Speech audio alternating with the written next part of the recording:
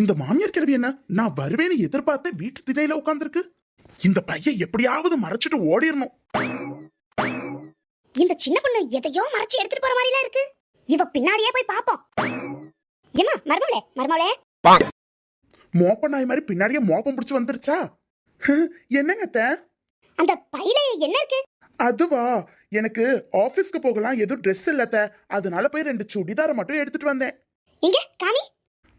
இதுதான் அத்தை, பாருங்க. ஓ இதுவா, நல்லா இருக்கு நல்லா இருக்கு.